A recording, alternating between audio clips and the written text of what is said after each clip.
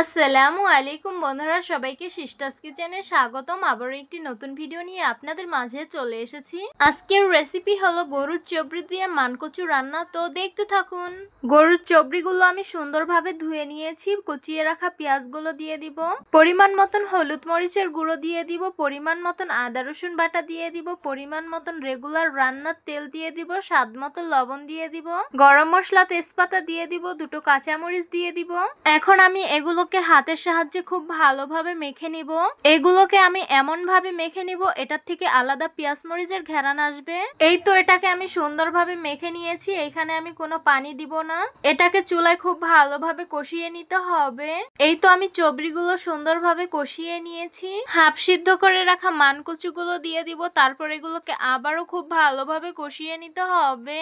Of ক্যামেরায় আমি কচুগুলো সুন্দরভাবে কষিয়ে নিয়েছি। এখন পরিমাণ মতন ঝোলের পানি দিয়ে দিব। তারপর এটাকে সুন্দরভাবে নেড়ে মিশিয়ে নিব। আরেকটি ঢাকনা দিয়ে ঢেকে দিব। তারপর বলক আসার অপেক্ষায় থাকবো।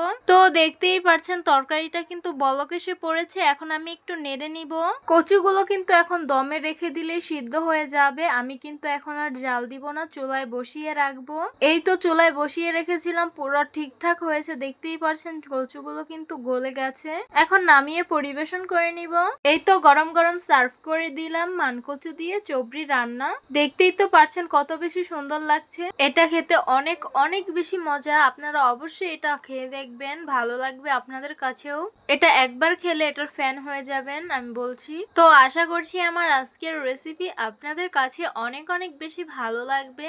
ভালো লেগে থাকলে আমার ইউটিউব চ্যানেলটি সাবস্ক্রাইব করবেন। আর যারা আমার ফেসবুক পেজ থেকে দেখছেন, পেজটিকে ফলো করবেন। সবাই ভালো থাকবেন, সুস্থ থাকবেন আর সিস্টার্স কিচেনের সাথেই থাকবেন। আবারও কথা হবে কোনো নতুন ভিডিওতে। তাহলে আজকে এই পর্যন্তই। আল্লাহ হাফিজ।